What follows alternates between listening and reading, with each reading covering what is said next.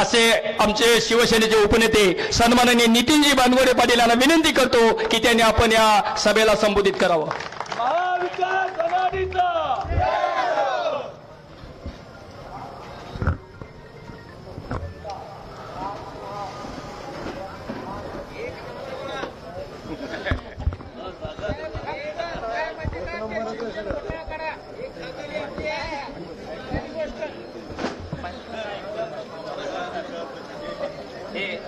महाराष्ट्राचं कुलदैवत छत्रपती शिवाजी महाराज,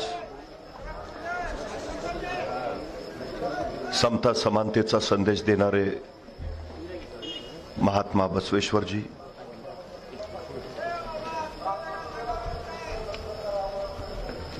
हिंदू हृदय सम्राट शिवसेना प्रमुख वंदनीय बाळासाहेबजी ठाकरे, महाराष्ट्राचे कुटुंब प्रमुख तथा महाराष्ट्राचे माजी मुख्यमंत्री आदरणीय उद्धवसाहेब ठाकरे, धाराशिव लोकसभेचे 2024 चे महाविकास आघाडीचे उमेदवार ओमराजे निंबाळकर, त्यांना विजयी करण्यासाठी नव्हे तर महाराष्ट्रात सर्वाधिक मताधिक्य देऊन विजयी करण्यासाठी उपस्थित असलेले आपण सर्व,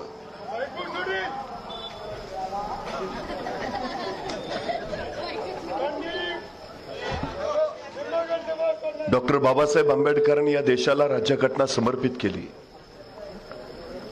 ज्या दिवशी संसदेमध्ये राज्यघटना समर्पित झाली त्या दिवशी अत्यंत आनंदात असलेले डॉक्टर बाबासाहेब आंबेडकरांना पाहून आचार्य कृपलानीने एक प्रश्न विचारला की डॉक्टर साहेब आज प्रचंड आनंदी दिसताय, आणि डॉक्टर साहेब म्हणाले हो, पूर्वी राजा राणीच्या पोटातून जन्माला यायचा, आता तो मतपेटीतून जन्माला येईल। आचार्य कृपलानी असं म्हणाले, पण आपली लोक अडाणी आहेत, आपली लोक अज्ञानी आहेत, कदाचित त्यांची मतं विकत सुद्धा घेतली जाऊ शकतील।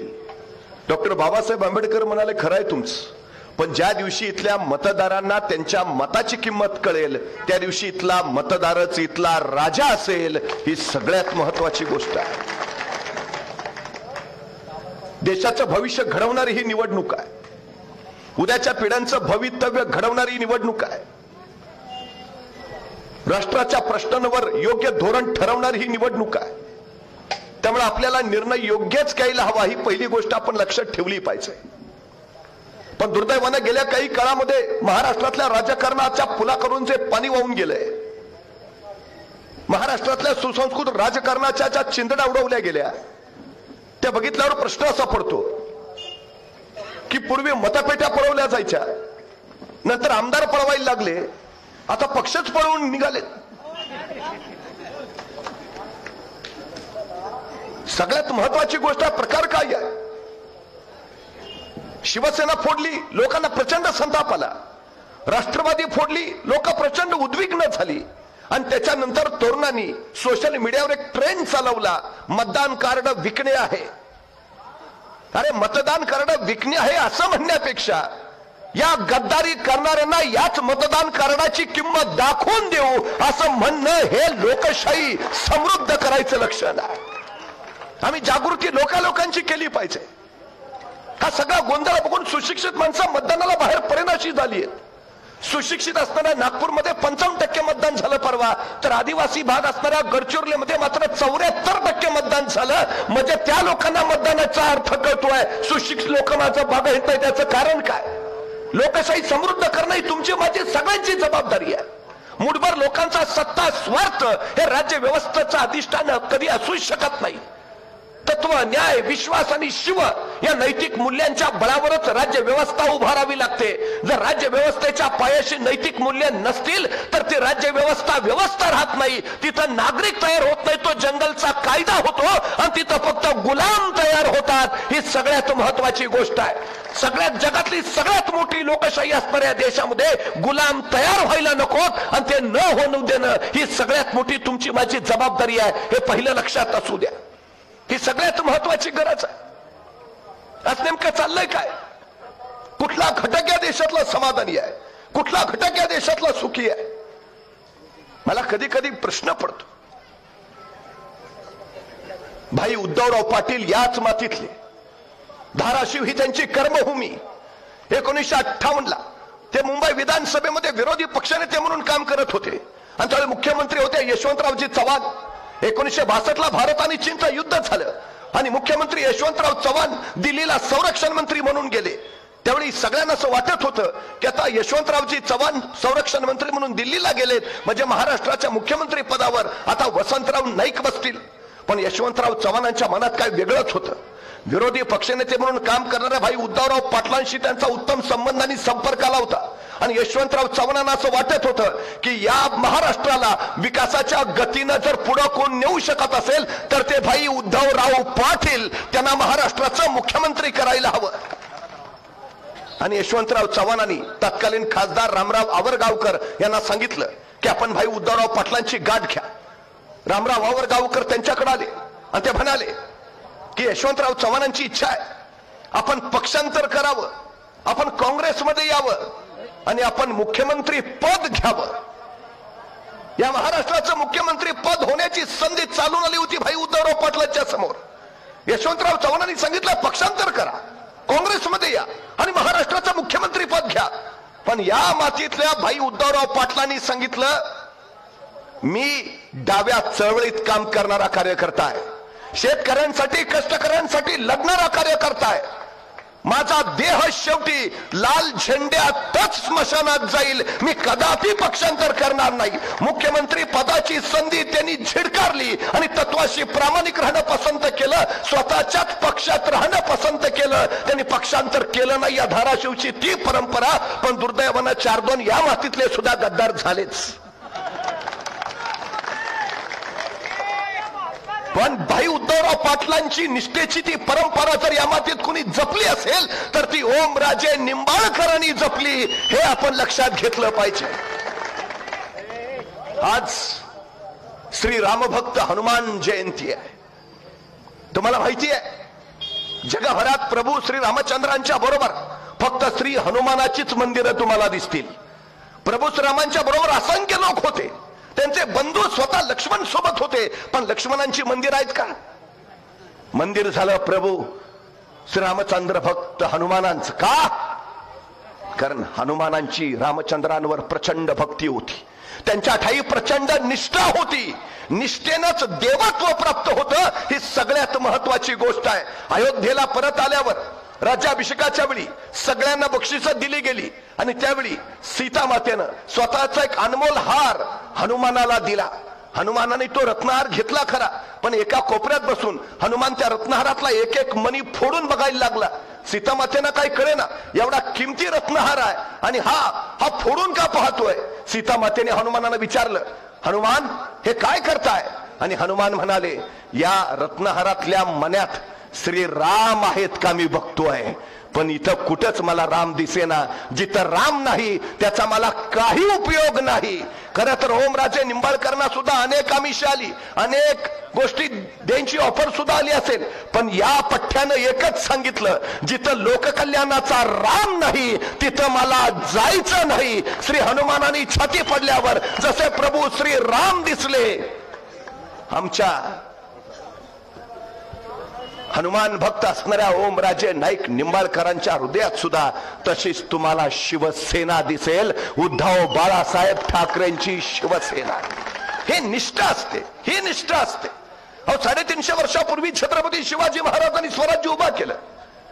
अफजल खान 40,000ची फौज घेऊन महाराष्ट्रावर चालून आला आणि महाराजांच्या सोबत असलेल्या सरदारांना त्यांनी खलिते पाठवले, सोबत येऊन मिळा नाहीतर घरादारावरनं गडवाचा नंगर फिरू. असंख्यानं पत्र गेली. असंच एक पत्र खंडोजी खोपड्यांना गेलं, सोबत या नाहीतर घरादारावरनं गडवाचा नंगर फिरू. आणि खंडोजी खोपडा गद्दार झाला, अफजल खानाला जाऊन मिळाला. असाच एक खलिता कान्होजी जेदे नाईक देशमुखांकडे आला, तो खलिता घेतला, सोबत या नाहीतर वतनावर जहागिरीवर गडवाचा नंगर फिरू. कान्होजी तो खलिता घेऊन महाराजांकडे आले. राजा अफजल खानाचा खलिता आलाय, काय म्हणतो? जी सोबत या म्हणतो, नाहीतर घरादारावरनं गडवाचा नंगर फिरवीन. म्हणजे आता सुद्धा नाही का हे भाजपवाले म्हणतात आमच्यात या नाहीतर ईडीआय सीबीआय पाठवू. तसाच प्रकार त्याच वेळी सोबत या नाहीतर घरादारावरनं नांगर फिरू. महाराजांनी सांगितलं कान्होजी मग तुम्ही काय निर्णय घेतलात? तसे कान्होजी म्हणले, काय बोलता राज? तसं नव्हे, तुमच्या वतनाचा प्रश्न आहे, घरादाराचा प्रश्न आहे, जहागिरीचा प्रश्न आहे. तसे ताडकन कान्होजी उठले, शेजारचं तांब्या भांड घेतलं आणि त्यातलं पाणी स्वतःच्या हातावर सोडत ते म्हणाले, राजा, हे सोडलं पाणी वतनावर, हे सोडलं पाणी जहागिरीवर, हे सोडलं पाणी कुटुंबावर, हे सोडलं पाणी पोराबाळांवर. ह्यो कान्होजी जगल स्वराज्यासाठी आणि मरल स्वराज्यासाठी. राजा मैदानात ज्यावेळी तुम्हाला हड दिसतील, ज्या हडातनं स्वराज्य स्वराज्य आणि शिवराय शिवराय ऐकू येईल, ती हडत तुम्हाला या कान्होजी जेदे नाईक देशमुखाची असतील. आजही आमच्या ओमराजे निंबाळकरांना विचारा, त्यांच्या धमन्या धमन्यातनं फक्त तुम्हाला एकच आवाज ऐकू येईल, जय महाराष्ट्र. ही सगळ्यात मोठी निष्ठा आहे. निष्ठेनं राज्य उभा राहतात आणि स्वार्थानं फितुरीनं गद्दारीनं ती ढासळतात. हा सगळ्यात मोठा विश्वास आहे. आम्हाला उभा राहायचं आहे, ते आता देशासाठी उभा राहायचं आहे. आम्हाला उभा राहायचं आहे, ते महाराष्ट्र कल्याणासाठी उभा राहायचं आहे. हे पहिल्यांदा आपण लक्षात घ्या. डॉक्टर बाबासाहेब आंबेडकरांना कदाचित ही आताची परिस्थिती त्याच वेळी लक्षात आली असेल, म्हणून त्याच वेळी त्याचं म्हटले होते की भले जरी सगळे नेते विकले गेले तरी माझं संविधान सुरक्षित राहील, कारण माझं संविधान सर्वसामान्य माणसांच्या हातात आहे आणि माझा सर्वसामान्य माणसांवर विश्वास आहे. ही लोकसभेची निवडणूक नेत्यांची निवडणूक नाही, ही निवडणूक जनतेनं हातात घेतलेली निवडणूक आहे. ही सगळ्यात महत्वाची वस्तुस्थिती. त्यावेळी धाराशिव मधनं कुणी कुठेही महाराष्ट्रात जातो आणि कुणीतरी त्याला विचारलं, धाराशिव मध्ये काय होईल?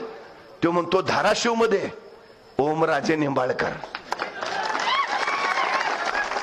आता फक्त कितीनं एवढंच निकालात बघायचं आहे, बाकी सगळं काम झालंय. का? साधा खासदार आहे, सर्वसामान्य लोकात मिसळणारा खासदार आहे, कायम रेंज मध्ये राहणारा खासदार आहे, फोनवर उपलब्ध असणारा खासदार आहे आणि धाराशिवच्या विकासासाठी रात्रंदिवस काम करणारा खासदार आहे. सगळ्यात महत्वाची गरज आहे ती आहे आम्हाला उद्याच्या भविष्यासाठी ओमराजे निंबाळकरांना संसदेत पाठवणं. ही उद्याच्या देशाच्या भवितव्याची सगळ्यात मोठी गरज आहे. नाहीतर सध्या परिस्थिती फार विचित्राने वेगळी झालेली आहे. आपण कधीतरी शांतपणे या सगळ्या गोष्टींचा विचार करायला हवा. भारताची सरासरी वयोमर्यादा आज 28 वर्ष आहे.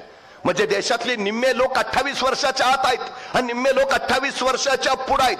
15 ते 18 या वयोगटामध्ये देशात 10 कोटी मुलं आहेत आणि 15 वर्षाच्या आत 36 कोटी मुलं आहेत. म्हणजे 46 कोटी मुलं फक्त 18 वर्षाच्या आत आहेत. ही 46 कोटी मुलं ठरवणार आहेत उद्या देशाचं भविष्य काय असेल. ही 46 कोटी मुलं ठरवणार आहेत उद्या देशाची अर्थव्यवस्था कशी असेल. ही 46 कोटी उद्या आमच्या देशाला महासत्ता बनवणार आहेत. पण हे उद्या सगळं बनवायचं असेल तर या मुलांकडे आमचं लक्ष आहे का? त्यांच्या शिक्षणाची व्यवस्था मी केली आहे का? शिकलेल्या मुलांना रोजगार आम्ही उपलब्ध करून दिलाय का? त्यांच्या बुद्धी संपदेचा मनुष्य संपदेचा देशासाठी योग्य वापर होतो आहे का? हे बघणं सगळ्यात मोठी आमची जबाबदारी आहे. आज परिस्थिती काय झाली आहे, काय अवस्था इथल्या शेतकऱ्यांची. स्वतःच्या रानात काम करणारा घामानं नितळणारा शेतकरी त्याच्या पोराबाळांना शाळेत पाठवू शकतो, त्यांना तो शिकवू शकतो, तेवढी संपत्ती त्याच्याकडे आहे. काय परिस्थिती आहे इथली? कधीतरी आम्ही शांतपणे या सगळ्या गोष्टीचा विचार केला पाहिजे. एका शाळेमध्ये एक सर वह्या तपासत होते पोरांच्या. शुद्ध लेखनाच्या 5 ओळी लिहून आणायला सांगितलेल्या आणि वह्या तपासता तपासता एका पोराच्या जवळ गेले. त्याला सांगितलं वही दाखव. पोरग उभा राहिलं. म्हटलं गुरुजी वही घरी राहिली. गुरुजी म्हणजे हात पुढं कर. सण 2 छड्या पडल्या. त्या वेदीनं ते पोरग कळवळलं. डोळ्यात खळदिशा शिरू सुटला. तसे गुरुजी म्हणाले आता 5च्या ऐवजी उद्या 10 ओळी लिहून आणायच्या. तसं ते पोरग म्हणलं गुरुजी नाही जमणार. गुरुजीने परत हातावर छमछम छड्या मारल्या. त्या पोरग यातनेनं व्याकुळलं. गुरुजी म्हणाले आता उद्या 20 ओळी लिहून आणायच्या. तसं पोरग ठामपणे म्हणालं गुरुजी नाही जमणार. गुरुजींनी त्या पोराच्या पाठीवर छड्या मारायला सुरुवात केली. ते पोरग वेदनेनं यातनेनं कळवळत राहिलं. गुरुजी म्हणाले आता 40 ओळी लिहून आणायच्या. पोरग ठामपणे म्हणालं गुरुजी नाही जमणार. मग मात्र गुरुजीच हतबल झाले. त्यांनी पोरला विचारलं अरे तुझ्या भल्यासाठी सांगतोय, शुद्ध लेखनाच्या ओळी रोज लिहिल्या तर अक्षर सुधारेल, अक्षर सुधारलं तर मार्क चांगले पडतील, चांगले मार्क मिळाले तर पदवी मिळेल, पदवी मिळाली तर नोकरी मिळेल, का नाही आणत? तसा तो युलासा पोरगा म्हणाला गुरुजी तुम्ही रोज मला शुद्ध लेखनाच्या 5 ओळी लिहून आणायला सांगता आणि 2 महिने जाणारी माझी वही 15 दिवसातच संपून जाते. मग मी माझ्या बाबाकडे वहीसाठी पैसे मागतो आणि माझा बाप मला म्हणतो तुझा बाप काय कुबेराची औलाद आहे का तुला आठवड्याला वही आणून द्यायला? तुमचा भार सोसतो गुरुजी, पण माझ्या बापाच्या काळजातल्या वेदना मला नाही सहन होत. आमच्या पैठण मधली एक मुलगी संभाजीनगरला शाळेला जायची, पण वडिलांकडे पासासाठी पैसे नाही. मागावी तर मागावी कसे, वडिलांची परिस्थिती सगळी माहिती आहे. पैठणवरनं रोज छत्रपती संभाजीनगरला जायची, पण वडिलांची अवस्था बघितली शेवटी तिने स्वतःच आत्महत्या करून घेतली. आम्ही आमच्या पोरांना शाळेसाठी 4 पैसे देऊ शकत नाही. काय अवस्था करून ठेवली, कसा देश महासत्ता होईल उद्याचा. आता तर 20 पेक्षा कमी पटसंख्या असणाऱ्या शाळा बंद करायचा घातकी निर्णय या सरकारने घेतला. 62,000 शाळा खाजगी कंपन्यांच्या घशात टाकल्या आणि समूह शाळेच्या माध्यमाने 18,473 शाळा बंदच करायचा निर्णय घेतला. म्हणजे आमची पोरं एक तर शेतकऱ्याला शिकवता येत नाही, जो शिकवायचा प्रयत्न करतोय त्याच्यासाठी आता शाळेची दारच बंद. कशी घडतील पोरं ही आमची. 70% लोक या देशातली शेती करतात. त्या जगाच्या पोशिंद्याची अवस्था नेमकी कशी आहे आज. उद्धवजी ठाकरे मुख्यमंत्री होते, 11,000 रुपये क्विंटल सोयाबीनला भाव होता. हा सोयाबीनचा भाव झालाय 4,500 रुपये. का झाला माहितीये? सोयाबीनचे दर कुणी पाडले माहितीयेत? या केंद्र सरकारने, मोदी सरकारने 1,38,000 कोटीचं खाद्यतेल आयात केलं. 165 लाख टन सबक तेल देशात आलं. आमच्या शेतकऱ्याच्या सोयाबीनची गरजच नाही, म्हणजे सोयाबीन पडून राहिलं. कांदा चांगला झाला, कांद्याला परदेशात दर होता, 40% निर्यात शुल्क लावला. परत कांद्यावर निर्यात बंदीच घातली. परदेशातला दर उतरला, मग निर्यात बंदी उठवली. तुम्हाला माहिती आहे, भारत हा जगभर कांदा निर्यात करणारा सगळ्यात विश्वासार्ह देश होता. पण केंद्र सरकारच्या धोरणामुळे भारतातल्या शेतकऱ्यांचा कांदा परदेशात गेलाच नाही. सबब जगानं पाकिस्तानचा कांदा विकत घेतला. हे केंद्र सरकार कुणाचं भलं बघतंय, भारतातल्या शेतकऱ्यांचं का पाकिस्तानच्या शेतकऱ्यांचं? आमच्या शेतकऱ्याला कांदा परदेशात पाठवून न दिल्यामुळे जगानं पाकिस्तानचा कांदा घेतला, त्यांचं भलं झालं. तुम्हाला माहिती आहे, पूर्वी असं म्हणत होते की 1 क्विंटल कपाशी आणि 1 तोळा सोनं यांचा दर एकच होता. एकच होता दर.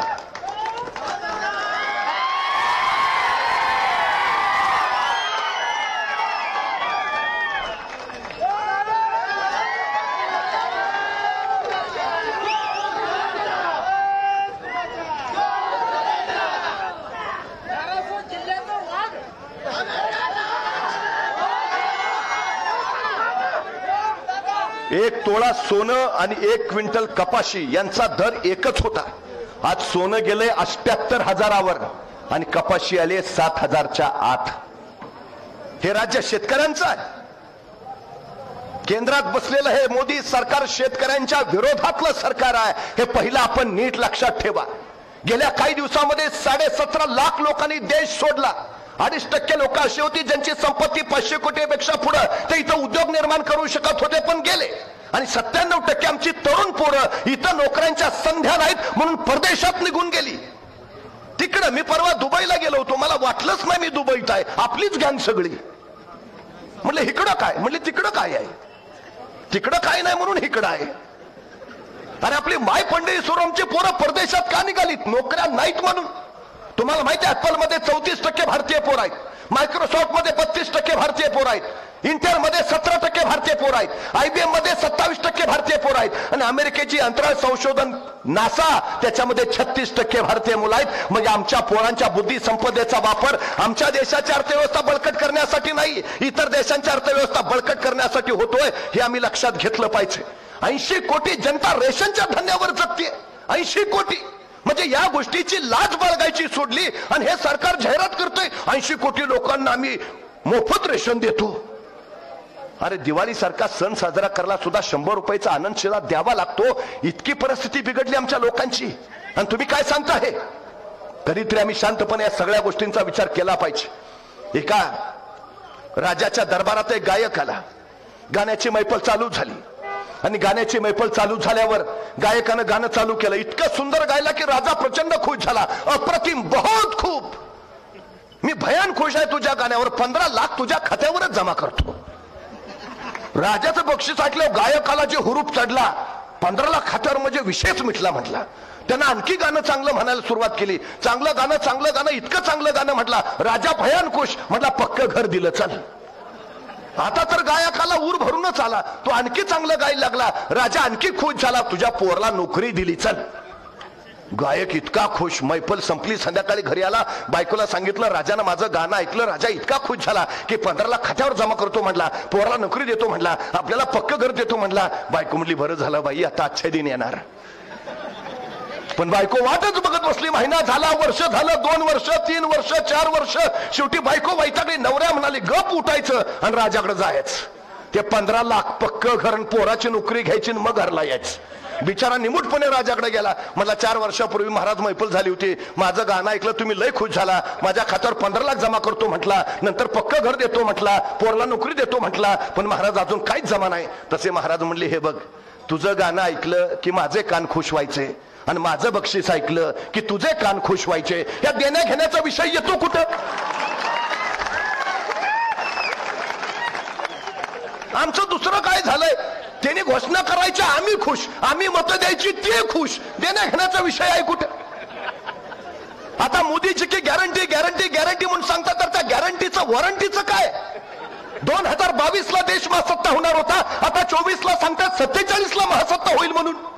विचारा ना, काय झालं 15 लाखाच्या तुमच्या गॅरंटीचं, काय झालं 2 कोटी नोकऱ्यांच्या गॅरंटीचं, काय झालं 2022 पर्यंत पक्की घरं देणार होता त्या गॅरंटीचं, काय झालं नमामि गंगेच्या स्वच्छता अभियानाचं, काय झालं मेक इन इंडियाचं, काय झालं डिजिटल इंडियाचं, काय झालं स्मार्ट इंडियाचं, काय झालं अरबी समुद्रात छत्रपती शिवाजी महाराजांचं स्मारक उभारणार होता त्याचं, काय झालं इंदू मिलमध्ये डॉक्टर बाबासाहेब आंबेडकरांचं स्मारक उभारणार होता त्याचं, काय झालं आदर्श गावांचं, काय झालं स्मार्ट सिटीचं, काय झालं आत्मनिर्भर भारताचं.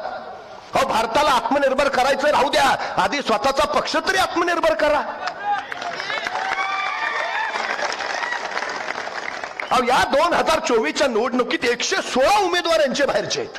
116 गाडीवर पुरावे घेणार होते आणि चक्की पिसिंग करणार होते, घेऊनच टाकले. शिवसेना फोडली, राष्ट्रवादी फोडली, काँग्रेसचे आदर्श नेतेही घेतले, मनसे घेतली. मला वाटलं आता तरी थांबतील, यांनी धाराशिवचे पण 4 गडी वडले. अरे तुमचं चाललंय काय? तुमच्या लक्षात येईना काय चाललंय? 1 नेशन 1 टॅक्स सारखी त्यांना 1 नेशन 1 पार्टी बनायचं आहे. ह्या देशात दुसरा पक्षच नको, या देशात फक्त एकच पक्ष भाजपा, बस, दुसरं नकोच. काय हे लोकशाहीला घातक आहे. आम्ही राजकीय विरोधक आहे म्हणून सांगत नाही हुकुमशाही येते. ही वस्तुस्थिती काय चालली ती बघा. कालच्या निवडणुकीमध्ये सुरतमध्ये पहिला भाजपचा उमेदवार जिंकून आला का? काँग्रेसच्या उमेदवाराचा अर्जच बाद झाला. त्याचे सूचक आणि अनुमोदक गायब आहेत. चंदीगडमध्ये महापौर पदाची निवडणूक झाली, 8 अर्ज सरळ बाद केले डोळ्या देखत त्या निवडणूक आयोगाच्या अधिकाऱ्यानं. नशीब सीसीटीव्ही होता, सगळं कळलं आणि सुप्रीम कोर्टानं त्याचं वर्णन करताना म्हटलं it's a murder of democracy, हा लोकशाहीचा खून आहे. ही वस्तुस्थिती आहे इथली. ही स्वीडनची एक संस्था आहे, तिनं अहवाल प्रकाशित केलाय व्हरायटी ऑफ डेमोक्रेसी. भारतीय लोकशाहीचं वर्णन करताना ती सांगते इलेक्ट्रोल ऑटोक्रेसी म्हणजे निर्वाचित एकाधिकारशाही या देशात यायला लागली. भारत सरकार की गॅरंटी का नाही म्हणत तुम्ही? मोदीची की गॅरंटी हा काय प्रकार आहे? ही एकाधिकारशाही आहे, हे लक्षात घ्या. सगळ्यात महत्वाचं, अनेकांनी बलिदान देऊन हे स्वातंत्र्य मिळवलंय, आम्हाला मतदान करून हे स्वातंत्र्य टिकवायचं आहे. सगळ्यात महत्वाची गरज आहे. ही स्वातंत्र्याची दुसरी लढाई आहे. सगळ्यात महत्वाचं दुसरी लढाई आहे स्वातंत्र्याची. ओमराजे निंबाळकर लढवय्या म्हणून या लढाईत सामील झालेत, लढतायत, बेभानपणे लढतायत. सामील व्हायला हवं आम्हाला, नाहीतर काही खरं नाही पुढच्या काळात. एका शेतकऱ्याच्या घरात मांजरीला 4 पिल्लं झाली आणि ती पिल्लं जन्माला आल्याबरोबर अच्छे दिन ओरडायला लागली. त्या शेतकऱ्याला पण काय कळेना. चर्चा गावभर झाली, माणसांची रांगच लागली. असली कसली पिल्लं आहेत, अच्छे दिन म्हणतायत. त्यांच्या जिल्ह्याच्या भाजपच्या नेत्याला पण कळलं, शेतकऱ्याच्या घरी मांजराला पिल्लं झाली आणि ती जन्माला आल्यावर अच्छे दिन म्हणायला लागलीत. ते भाजपचा नेता आहे म्हटलं, मग मोदीजी आणणारच आहेत अच्छे दिन. पिल्लांना पण कळतंय आणि तोही आला शेतकऱ्याच्या घरी, कशी पिल्लं म्हणतात अच्छे दिन. पिलांजवळ पोहोचला तेव्हा ती पिल्लं म्हणत होती खराब दिन, बुरे दिन. खराब दिन, बुरे दिन. त्या भाजपच्या नेत्याला आला राग. तो शेतकऱ्याला काय रे, तू तर सांगत होता तिला अच्छे दिन म्हणतायत, हिथं आलो तरी खराब दिन बुरे दिन म्हणतात, काय सांगत होतास मग? तसा शेतकरी म्हणला, साहेब ही जन्माला आली त्यावेळी अच्छे दिनच म्हणत होती, पण त्यावेळी त्यांचे डोळे उघडले नव्हते.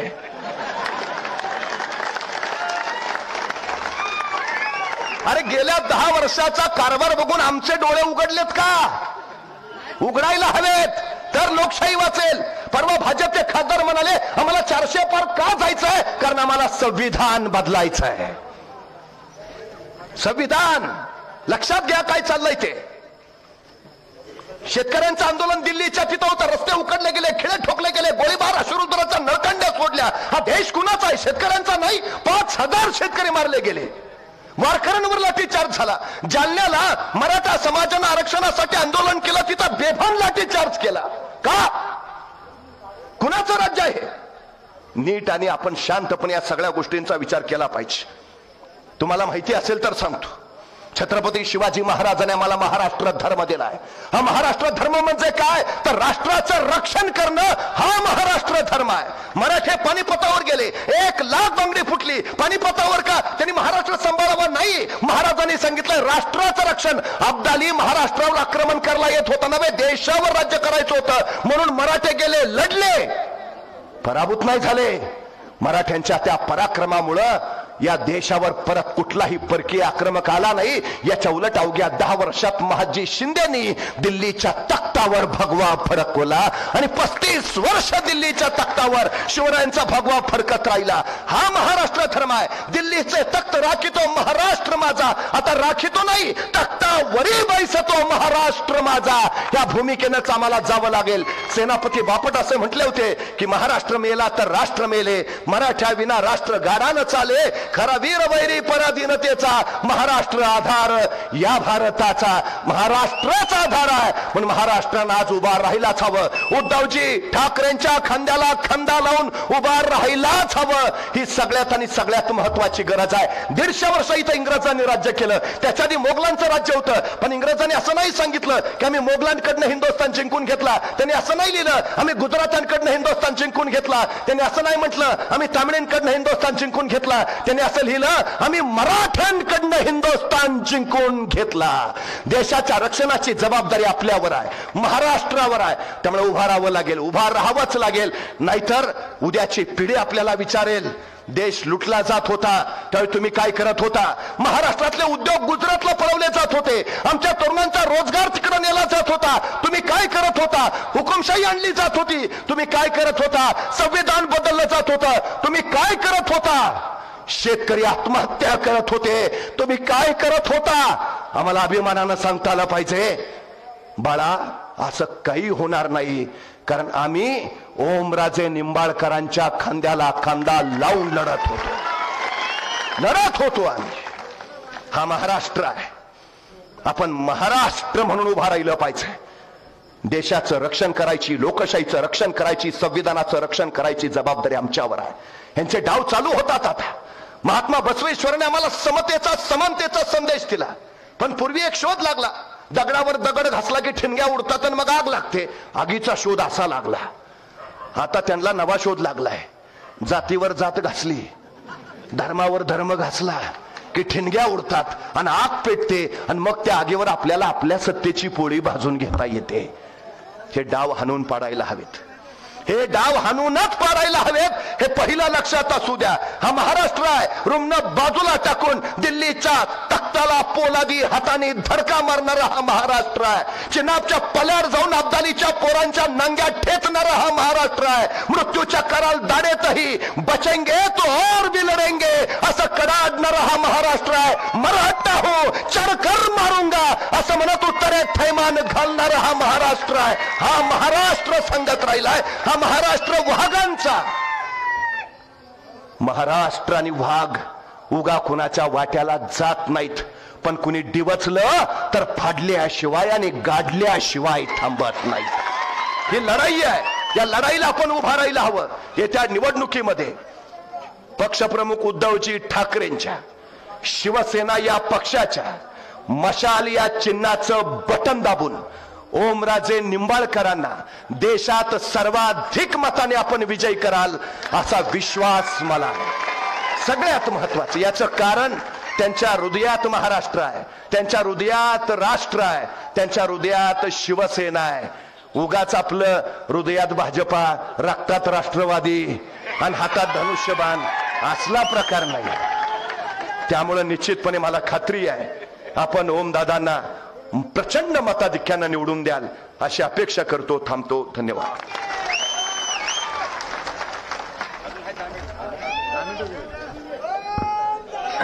अरे दम काढा आता सगळीजण।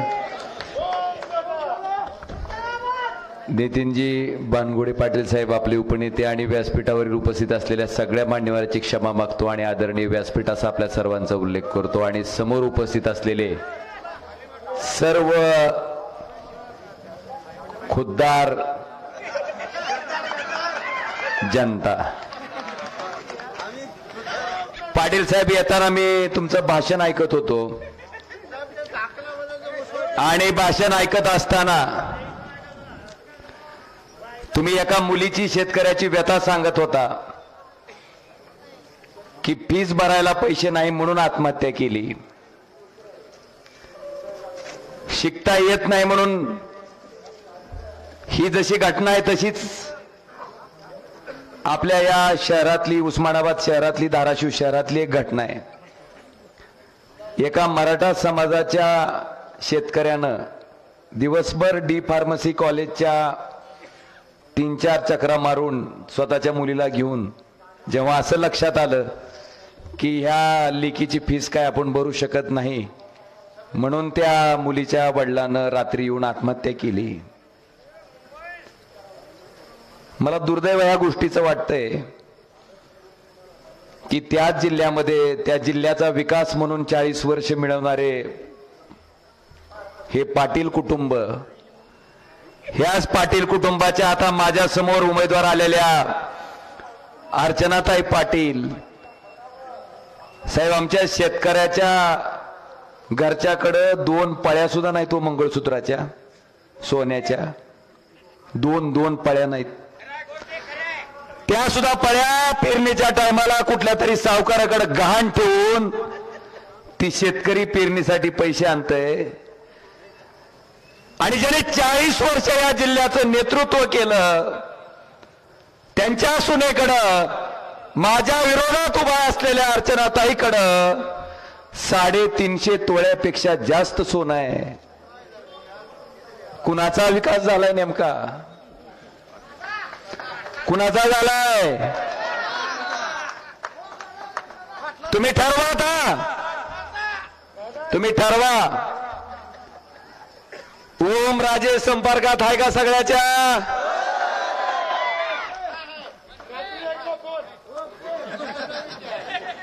अरे हीच दुखायलंय साहेब। 8 आमदार आहेत, 8 रोज फेरावळीनं माझ्या फोनवर बोलतात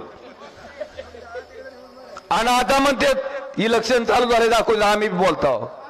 अरे तू हे आता दाखवायसाठी बोलायलाय? ओमराजे मागच्या 5 वर्षापासून रोज बोलतोय, दुखायलंय। संपर्काच्या बाबतीत बोलू शकत नाहीत। मला तुम्हाला सगळ्याला प्रश्न विचारायचा आहे, त्याच मराठा शेतकऱ्याची व्यथा बघून जरांगे पाटलाचं आंदोलन होण्यापूर्वी ह्याच ओमराजेनं लोकसभेत मराठा आरक्षण हा विषय लावून धरला।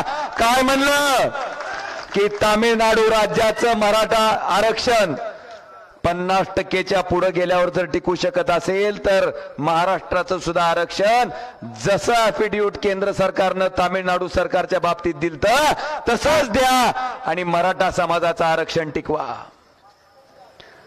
मला तुम्हाला विचारायचंय, महात्मा बसवेश्वरांना मानणारे लिंगायत समाजातील सगळे अनुयायी ज्यांनी 12व्या शतकामध्ये समानतेचा संदेश दिला, हा समाज त्या ठिकाणी अल्पसंख्याक समाजाच्या दर्जाची मागणी करतोय, लिंगायत धर्माची मागणी करतोय। ही मागणी करणारा सुद्धा तुमचाच एकमेव खासदार ओमराजे त्या ठिकाणी संसदेत होता। धनगर आरक्षण, मुस्लिम आरक्षण हा मागणारा फक्त एकमेव खासदार तुमचा लोकसभेत होता. आता मला नाव नेमकं कशात ठेवता हो? ह्या जिल्ह्याचं शासकीय वैद्यकीय महाविद्यालय आम्ही धाराशिवला केलं, मंजूर केलं, चालू केलं. 3ऱ्या वर्षाचे ऍडमिशन चालू आहेत. पुढच्या वर्षी डॉक्टर झालेली मुलं त्या कॉलेजमधून बाहेर पडतात. हे उद्धव ठाकरे साहेबांच्या काळात त्या ठिकाणी आम्ही करून घेतलं. 1303 कोटी रुपयाची RDSS ची योजना राबवली. 40 नवीन सबस्टेशन आपल्या जिल्ह्यासाठी मंजूर केलेत. 1303 कोटी खर्च करून हे ओमराजेने केलंय. अनेक कामं सांगता येतील. अरे जी शेतकऱ्याची गाय आजारी पडल्यावर त्याच्याकडे डॉक्टर पाठवत असेल, तुमच्या भवितव्यावर परिणाम करणाऱ्या केंद्र सरकारच्या आणि राज्य सरकारच्या योजनेवर ओमराजेचं दुर्लक्ष होईल का? साहेब मला इथल्या ठगावर बोलायचे हो. ह्या रवी सरांनी उद्धव ठाकरेची ओळख करून दिली. उद्धव ठाकरेंनी त्याला 3 वेळेस आमदार केलं. तुम्ही 7-7 रुपये दिले आणि हे रवी सर बरोबर गद्दारी केली आणि ठाकरे साहेबाबरोबर गद्दारी केली. 50 खोके घेऊन तिकडं पालतं पडलंय आणि मला म्हणतोय ओमराजे ठग आहे. अरे ठग जर असतो तर तुझ्यासारखा भारतीय जनता पार्टीच्या वॉशिंग मशीन मध्ये धुवून स्वच्छ व्हायला तिकडं पालता पडलो असतो. इमानदार आहे, संघर्ष माझ्या रक्तात आहे. तसला डॉक्टर पाटील गार करून आलोय मी. कोणी कुठं जरी गेलं तरी ओमराजे निष्ठेशी तडजोड करणार नाही. डॉक्टर पाटलाचा राणा पाटील 40 वर्ष ज्या पवार साहेबांनी मंत्री केलं त्याला एका रात्रीत सोडून गद्दारी करून भारतीय जनता पार्टीत गेला. पण ज्या उद्धवजी ठाकरेंनी मला एकदा आमदार आणि खासदार केलं, त्यांचा पक्ष फुटत असताना, चिन्ह जात असताना, सत्ता जात असताना त्या 50 खोकेवर लाथ मारून उद्धवजी ठाकरे साहेबाच्या मागे प्रामाणिकपणे मी उभा आहे. मला जास्त काय सांगायचं